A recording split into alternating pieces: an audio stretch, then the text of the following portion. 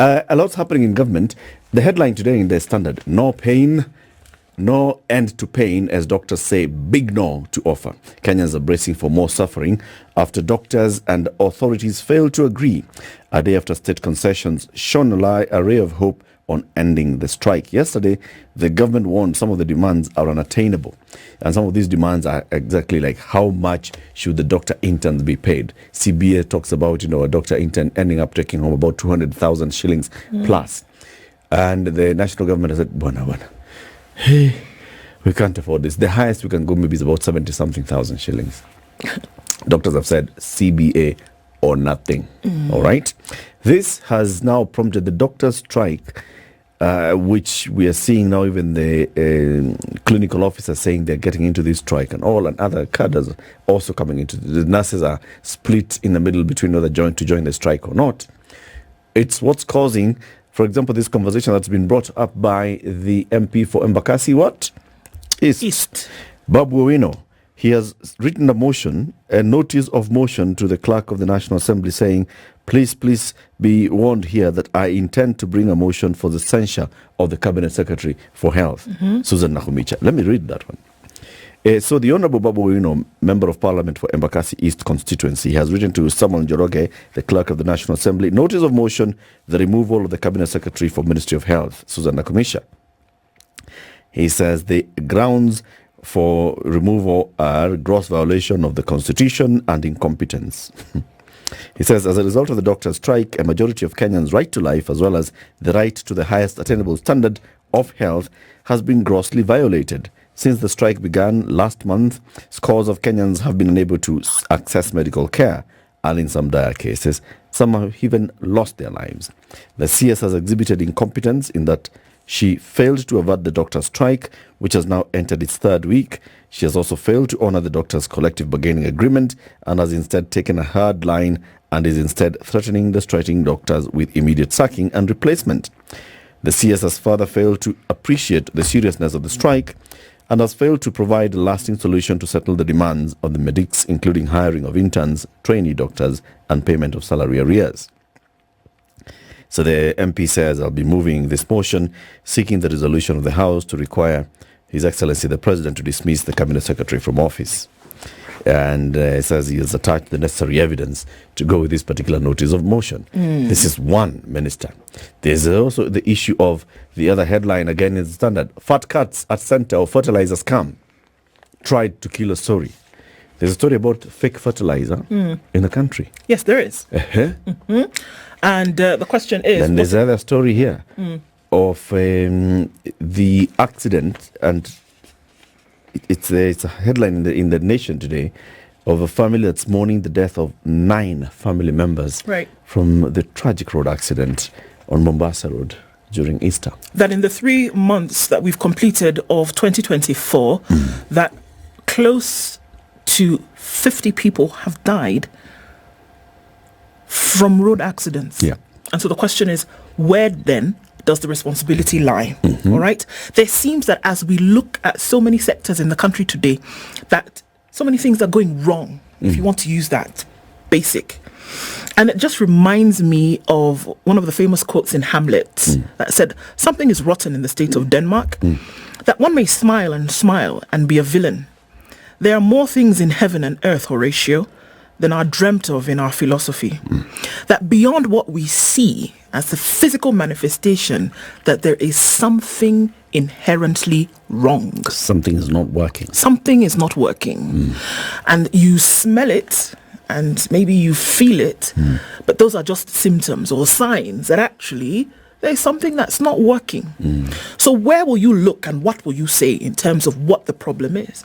It cannot be that you look across sector and that across sector that there is something wrong, and not just something wrong, but something very, very wrong. Yeah.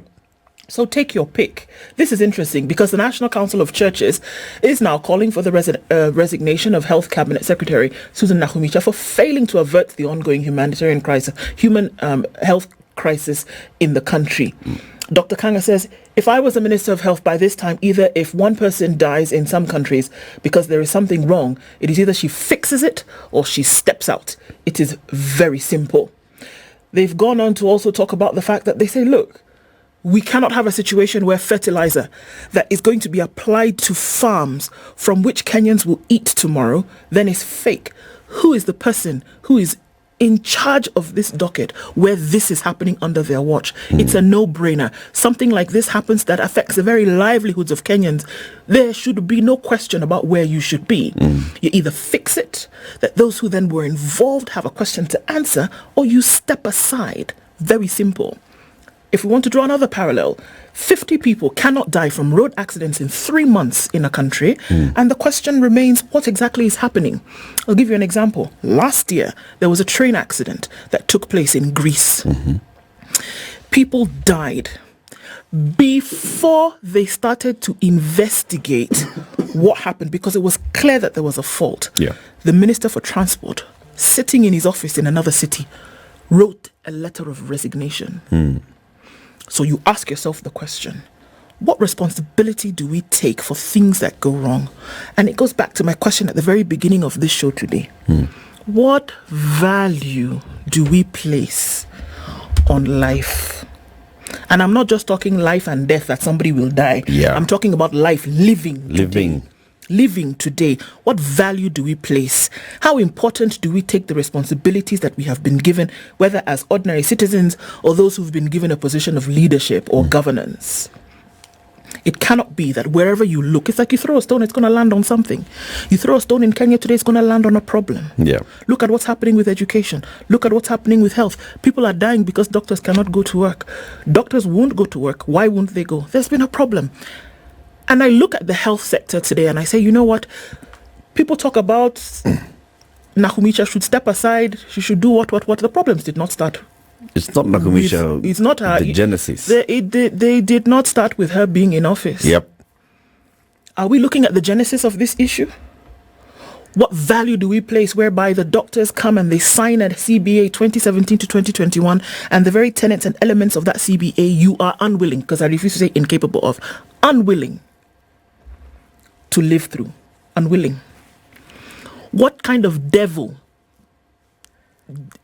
demonizes you to the point whereby 54 billion shillings that you budgeted to send children of this nation to school over 5 years you do not pay? Why?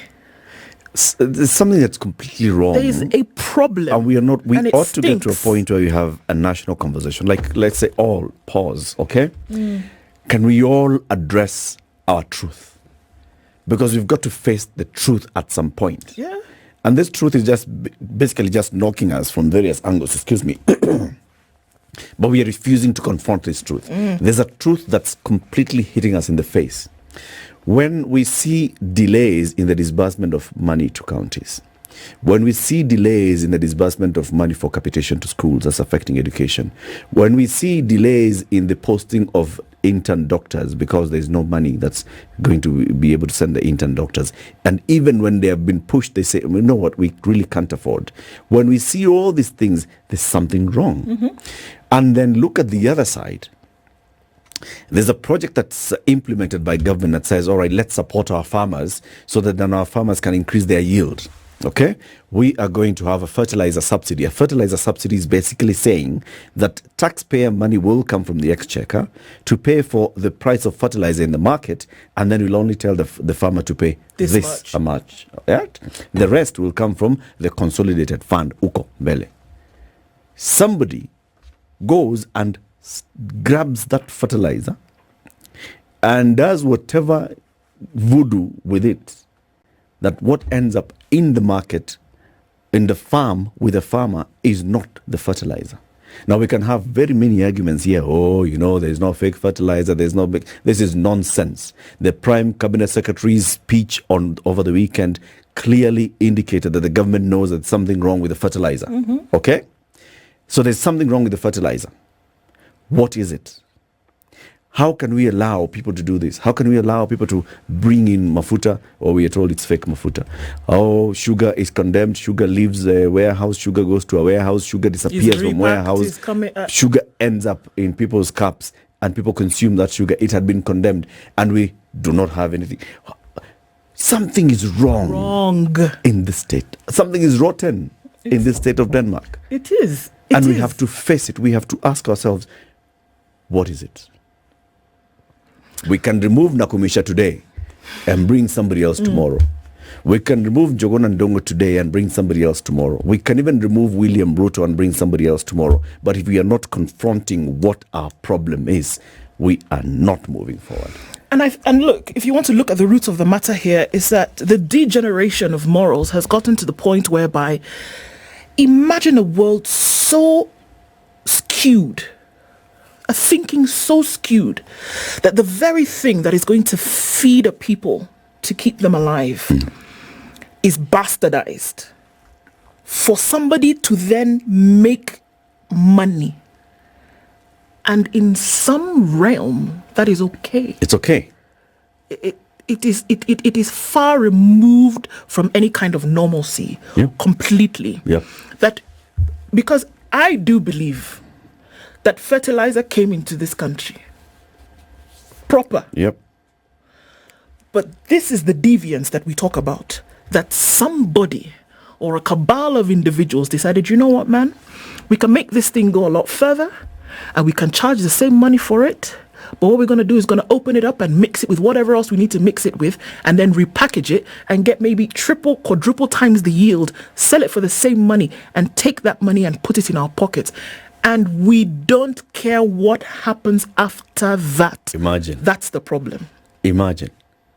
That's the issue. And walk around and sleep easy and look at our children and say, Sasa Baba, and you're looking at this child, your child, knowing what you've done to other people's children.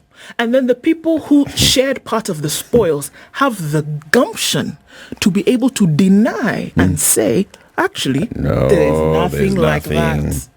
No, there's nothing like ati fake fertilizer, nothing. Edible oil. You guys are just misreading this thing. There was no edible oil scandal. Okay, sour. Okay, so there was no edible oil scandal. Okay, what happened? This sugar thing that you guys are... No, that sugar. It was not mercury. It was...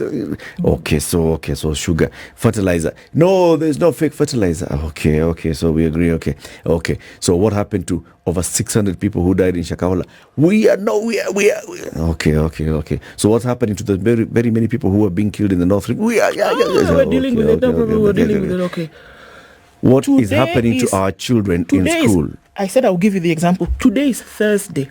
Right now, as we speak, hundreds of thousands of children are traversing the country. They are leaving school. They are going back home. School. They've closed school. Dr. Belio Kipsang told us that by the time this week is over, which is tomorrow, that the money that they said was going to be paid to schools in order to have them will be with schools today. Eric, it is the character of the problem is the same. The character of the problem is the same. Yeah. Whether you're looking at health and you cannot uphold your word and make sure that doctors are compensated at the very least, whereby you cannot say that nurses or clinical officers are compensated so that you can actually carry the health burden and deliver this health service to them. The character of the problem is the same. Whereby you say we will send money to schools. Character, problem, the same. And you actually don't do it. And you say, actually, no, the money that we are sending you is not for... anything else apart from tuition. Okay, that's great. So what you're saying is that even the tuition, the very basic teaching that you should be giving to these children, you deem it not important enough to release this money so that it can be sent to school. How do you expect that they are learning? Under what situation do you think that these children are learning? And then we wonder what happens in the future, whereby we're not able to deliver because of the foundation that we've given in the future. Character, problem, the same. That is why you can open up a bag of fertilizer, mix it with whatever else you want to mix it with, and deliver it to the market. That's why you can do that. That's why people can be killed and 50 schools be closed in the North Rift. 50 schools closed, children not going to school because there's a bandit problem, and we sit and we look at it for 30 years and we say, we're working on it. Character, this time problem, we'll deal with the same. That's why people whose fundamental right to have a piece of documentation that allows them to travel to another country, it is their right, allows them to travel to another country for 9 months, the problem has been there. Character, problem, the same. Take a stone, throw it, it lands. Anywhere. In this health crisis that we are seeing unfolding in the country, where we do not have doctors, right? We even saw Seth Panyako yesterday, the Secretary General of the Nurses Union, saying and reminding us that, you know what, if you go to a dispensary, you're not going to find a doctor. You're not supposed to find a doctor at a dispensary. You'll find a nurse. If you go to a health center, you're not supposed to find a doctor. You'll find a nurse and a clinical officer. And then once you start going to now level 3s, 4s, that's when you find doctors. The entire system where you find doctors, the doctors are on strike. The clinical officers are on strike. The nurses, some of them are threatening to go on strike. So the public health system is not functioning as it should. So it pushes people towards the private health sector. We had the chairman of the Rural and Urban Private Health Association yesterday here telling us, you know what, we are saying no NHIF, come with cash. But we also understand that this is a population that has a problem raising money to access healthcare. We understand. What we are seeing now is people coming to hospital. They don't have money.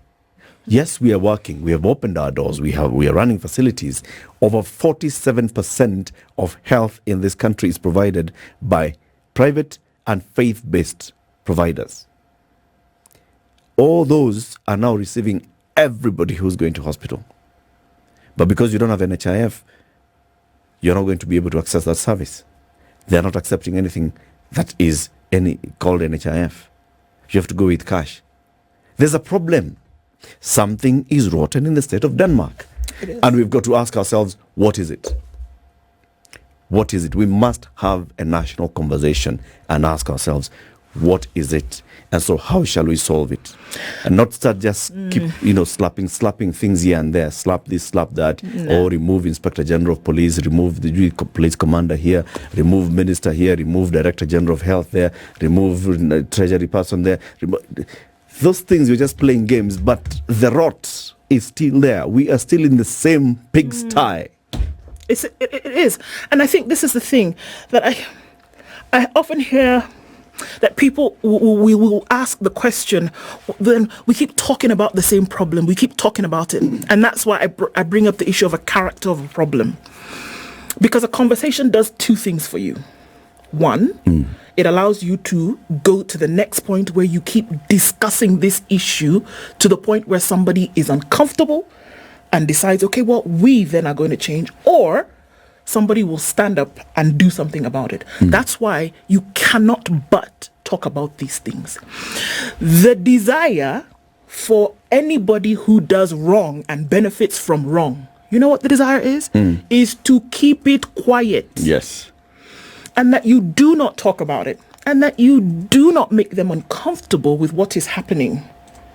So you saying, well, I'm going to throw up my arms in some kind of, giving upness, if that's a word, let's just make it up for today. That's actually the desire. So that somebody can continue doing the wrong thing, can continue making money where they shouldn't be, can continue with bad manners because they know nobody's going to talk about it. That's what they want. They want it in secrecy. They want you not to talk about it. They want you not to raise the issues. They want you not to whine and complain on a daily basis so that they can continue doing what they're doing with nobody asking questions. And we have all accepted this is the way, this is the norm, right? That's why everybody, each one of us knows somebody who is at least has political ambition, is seeking office, public office, is seeking to work in government. What is the main motivation for very many people who are seeking to work in public service? To steal. To steal. Not to get rich, Just to but not to steal. It's to seek opportunity. We call it opportunity, all right? So if you know that so-and-so has now been appointed as cabinet secretary and they're your pal, and now they can now distribute some jobs here and there, you get this opportunity at our idea what we earn. You have a way in. See it, you earn the salary, and then now using that salary you shall earn an honest living and you do your job. No. It's an opportunity. What shall you do with the opportunity that you get? In other words, how much shall you steal from where you're working? This is what's happening in all our spaces. Why is it so? Why? At what point do we become these people? At what point do we become the people who actually can sit and say, no. We have to find a way of carrying a nice PR story so that we say that the fertilizer is okay. Yeah, see, there's no problem. How can we actually sit and say, yeah, you know what? Let's. No, it's not so bad. So our children, yes, grade 7. You see, grade 7. They went to school. They were not teachers, but we've sent teachers now. Grade 7 now they're going to grade 8 and grade 9. We are having the conversation whether we should have grade 9 in the comprehensive school or in the secondary school is a money-driven conversation. It is not about the children. It's okay. So we want these children to be in a secondary school so that then they can be paying school fees here, or the capitation comes onto this side, or they stay here. So those are the conversations I highly suspect. It's not that these children now at this age of grade 9, it would be best if they start being taught by a secondary school teacher. It's not. We are people who have just gotten to a point where we are just rotten. And we must face this as a country. We must face it and say, this is a problem in our health. This is a problem in our public finance management. This is a problem in our public management of our public affairs. And it comes back to us. This is how we are managing ourselves as a people. What are we doing to ourselves? Absolutely. What is this? It has to be. Because, look, to do a comparison, I think, is a high injustice to an issue, because there have been, and we are seeing live examples of where people have tried to speak up, or in some cases have not spoken up, have not had a boiling, persistent conversation about what's happening, and countries have been thrown into the abyss of degradation. Yep. We have basically decided that mediocrity will be our most minimum requirement. Are you mediocre? Fine, you're the Wonderful. best. You're now, at least Are you now sitting on the you fence? qualify. Okay, yeah. You qualify. It starts with that. That's how we see even projects. You're going to tell us about traffic just now. You'll tell us about what's happening. Many people are stuck on the road, are going to be stuck on the road for very many hours because there's no sufficient road signage that tells them we have closed part of the road. Doctors are on strike. Okay, we've seen that. There's an ongoing conversation between doctors and the government. Government saying, "But we can't afford. But we can't afford to send, these trainee doctors to." Okay, it is a law that says you will go to medical school. You will study a Bachelor of Medicine and Surgery for 6 years. You will then go for internship for a whole year before we license you to practice as a doctor in this country. Even if you go and study in India, whatever, come back here, you must go through this so that we know that you're a doctor. Right? Yes. The government has known this for many years. The government signed a CBA in 2013 and said we shall be paying interns this much. Now suddenly the government says, but now we can't afford. These are interns. Why are we paying interns 120,000 shillings? 200? No, we can't pay interns that much. Same government. Same government is telling us there's fake fertilizer, there's no fake fertilizer. We don't know whether there's fake or not fake fertilizer. We have issues. Same government has not released money to NHIF to go and support the Linda Mama, the Inua Wazee, all those programs for health. So NHIF not being able to meet its obligations with hospitals now saying no more NHIF from us. Same government, schools are closing, has not sent money for capitation. For how many terms now? This is keep now just sending nunueni mboga gorogoro mbili, nunueni maharagwe gorogoro mbili. Tutaona next week. By the time you're closing, that time is now. By the time you're closing, you would have sent money. That time is now. I'm interested. Have schools received money? I know the answer. No. Schools will tell you they received money. But how much? Okay? It's how much. Against what need? This is the budgetary allocation for capitation for schools per term. There's a formula. You shall send a bulk of it on first term and then second and third term. Have you met that threshold? No, you have not. What does that mean to the education of our children? Remember that capitation stood at 22,475 thereabouts. But because for the last 1 year and some, you've been sending 17,000. Yeah. The CS now said at the beginning of this year, in fact, that 5,000, we'll start giving it back to you because, we understand, whatever. We'll start giving it back to you so that capitation essentially will go back to 22,000. So Sorry? Because Treasury says, we can't afford, we can't afford. We are not able to afford. What can we or can we not afford? So we are looking for printers because our passports or our IDs. So we are looking for because you can't process logbooks and driving. What are those things called? Number plates. So we are looking for. What is wrong with this country? Look at this. Edna, just show this picture, this map of what's happening in Nairobi this morning. This is the chaos on our roads this morning. And this is just part of the city. What you're seeing there is a Museum Hill roundabout. Red means traffic snarl up, okay? That's a Museum Hill roundabout. People who are coming from Westlands heading in towards town, they cannot access it because once they get to the boulevard, they are directed into Harithuku Road, get into KBC, go into Central Police Station, then you'll get into Slip Road. You see that red on Slip Road? That's because you must go into Globe Cinema roundabout. You're coming from Westlands.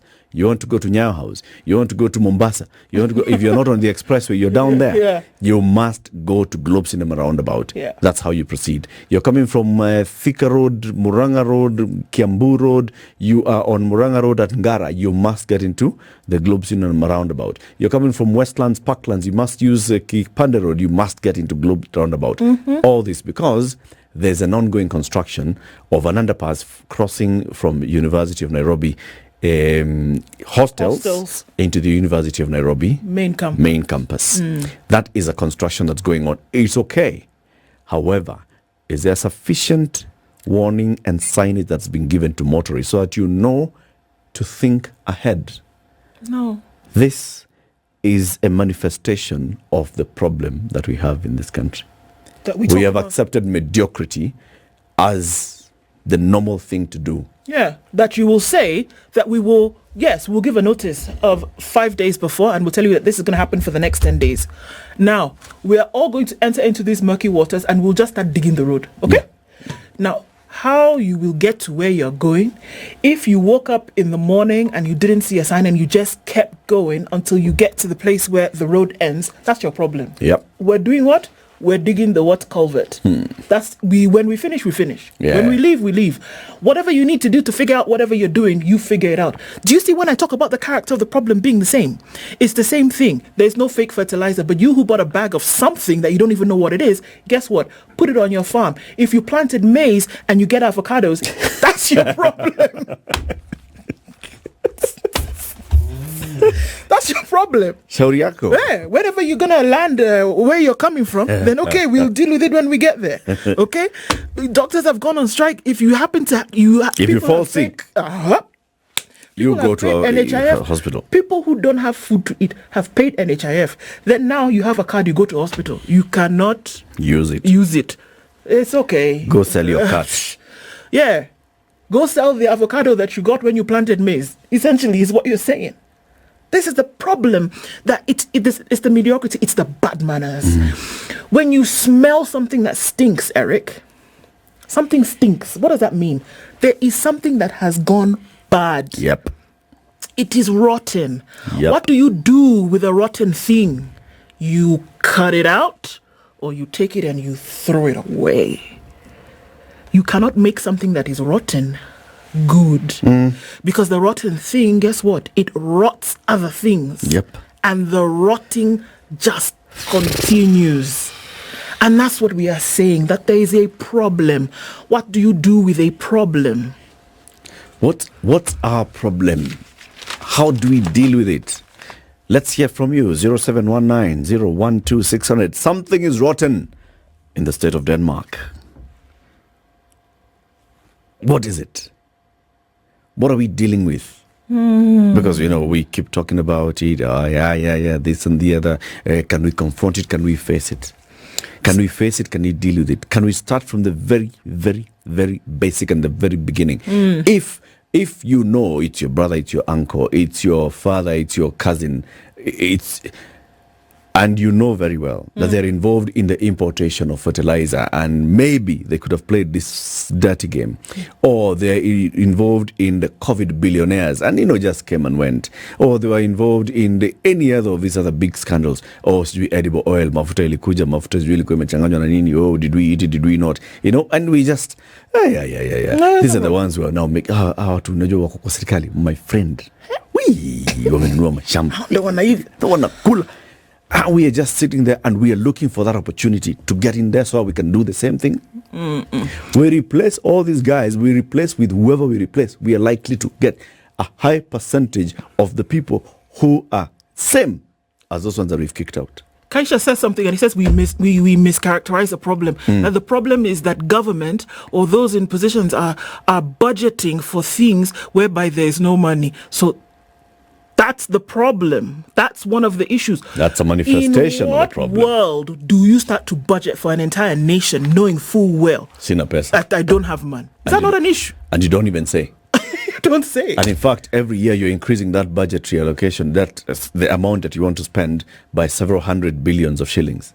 That's a problem. It's an issue.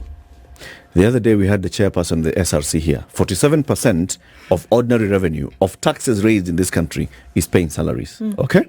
We have also heard from the president of this republic. 67% of taxes raised in this country is paying debt. Percent means 100. 67 plus 47 is what? 67 plus 47 is 110. 114. 114. That math is not mathing.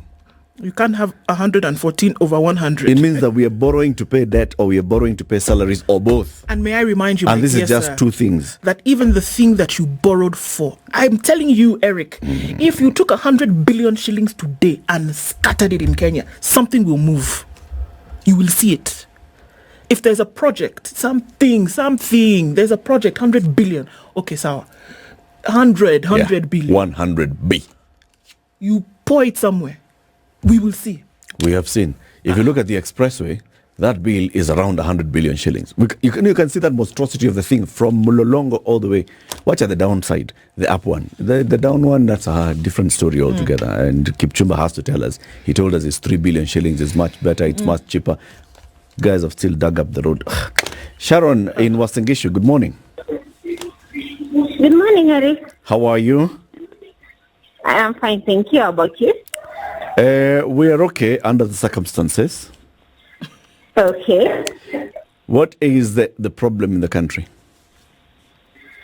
I think, first of all, the type of leaders we elect into office. I have not heard the president say anything about this mess that's going on. He's just busy with other things. He should have been the first person to mention or even put his weight somewhere. So I think, and also we have the chapter 6 of the Constitution. We don't follow that when we are electing our leaders. We keep recycling the same people who are bringing the same problems. So I think if we had more competent leaders and also professionals, I don't know if Nakumincha is a doctor. Is she? She is not. She's not a medical doctor. Yeah, you see, if she was a doctor, maybe she'd feel the plight of our people. So we had a doctor, I'll remind you, Sharon, we had a doctor as the Minister for Health, and doctors went on strike. Anyway, well, that's an isolated case. But I think if we have professionals that are professionals in line with the doctors that they're in, so they understand the plight of their fellow colleagues. That might help. But still, I think it's not wrong to say that she resigns. Because people are getting comfortable. You know, in Kenya, people get away with a lot of atrocities and, that's not the right word.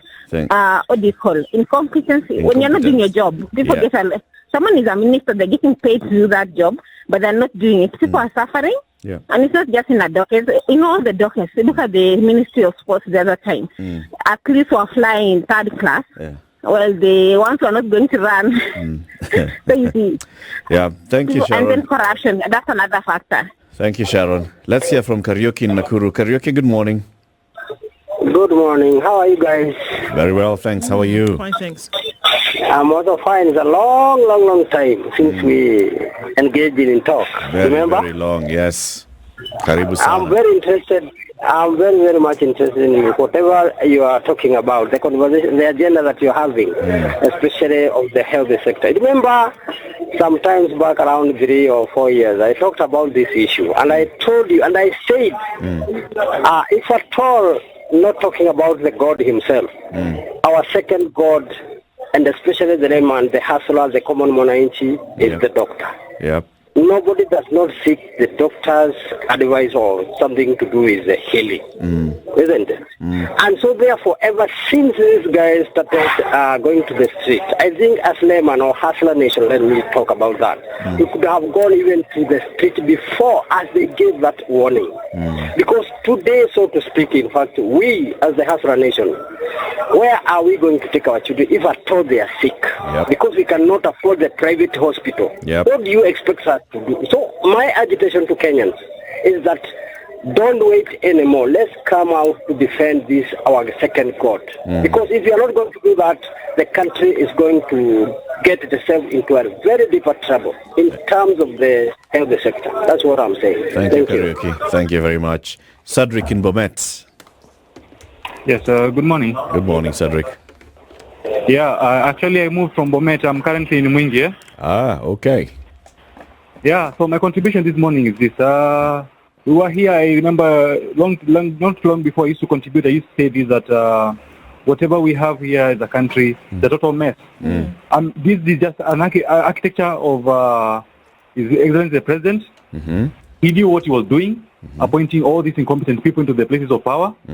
And of course he wanted to usurp all the powers into himself so that he could be the one pulling the shots.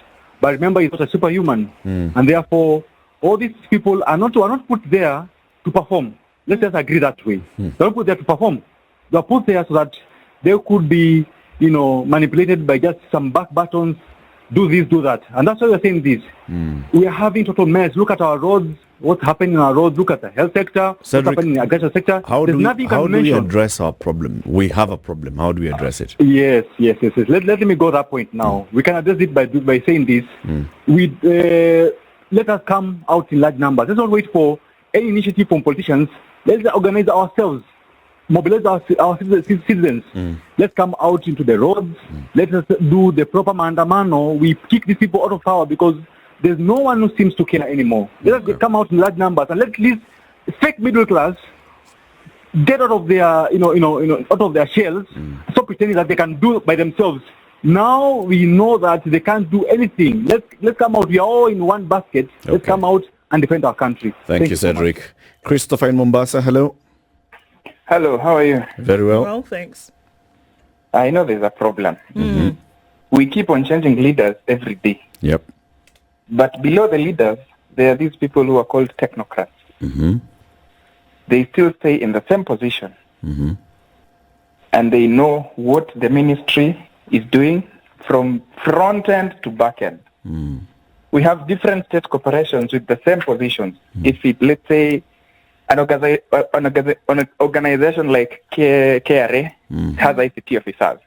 What if we swap these ICT officers from KRA to a different state corporation, at least have a fresh idea from one state corporation to another? If somebody sticks to the same position for 7, 12 years, hiyo ni wizi tu itafanyika hapo. I hear you, Christopher. Thank you very much. Let's hear from Nelson in Mombasa. Hello. Yes, how are you? Very well. Good morning. And how is Ndu? Very well. Yeah, now we have an elephant in the room that we have to address. What's that elephant? And then I can hear, some people complaining that maybe the head of state is not commenting on the issue. But the thing is, he should not comment because he has put people there who are... Remember, at first we were told these people are meant to be technocrats. Yeah. So they are supposed to understand the job that they have been given. Yeah. Because they would be coming from that school of thought. Now that whoever is there, the CS and the entire group in the ministry should be able now to sort out the mess that we are in, and not just shifting blames. Like now you can't have an agreement that I'm going to pay. I will engage you to do a small job, maybe just making my flower bed for 500 shillings. Then at the point of engagement, now I tell you, no, you see, you're going to do this job, but I'll pay you 200 shillings. Yeah. While the agreement was already there. Yeah. It will not be fair. So for the interns, I would think they should go in the agreement way. And then for these ones that are the other clinical officers and the doctors, they have their issues just addressed, because that's the easiest way. They are not actually being confrontational for the sake of it. Mtoto akililia kama analilia kalamu ya kwenda shule, don't postpone, just address. Mwambie utapata kalamu mbili, utapata moja. Sawa. Thank you, but now Nelson. if you're getting one, yes, that should be what you need. Now you're not even addressing the issue, so where are we? Asante. Mohammed in Mwakijembe. Yes, waungwana, salamu alaikum. Alaikum salam, kaka, ujambo? Nimefurahia sana kuwasikiza na mjadala moto. Value systems, I'm sure. Mimi nataka kuchangia kiwango cha uwezo wangu na ufahamu wangu. I've been hearing Madam Du uttering the word character several times, maybe, if I'm not wrong, maybe 50 times from the moment he was talking. Character. Yeah. How ni uongo, Madam Du? Ni ukweli. Ukweli. Sasa mimi nitakuuliza swali moja jepesi, mnisaidie. Literacy rate ya kusoma na kuandika Kenya hii tuko percent gani? Over 80. Over 80. Very good. Thank you, sir. Sasa let me turn the coin on the other side. Illiteracy rate ya kusema na kutenda tuko percent gani? Ya kusema na kutenda? Yes, sir. Tuambie. It's obvious, mnajua. Hilo mazungumzo ya kila siku, discussion, conversation ya Spice FM, every day, day in, day out, issue ni mambo ya kutokuwa na maadili mema. Ndio nachangia hiyo tatizo yote tuko nayo, si Kenya, ulimwengu mzima. Now to mention something very interesting, just last month, if I'm not wrong, I read something that in the US, you have to be financially literate to graduate. Because of problems, people graduate, they're professionals, but they don't know how to manage their finances. So kama vile sisi hapa tulikuwa na graduate paka usome habari ya AIDS, graduate, au kuna very crucial, very important subject you have to go through so that you can graduate.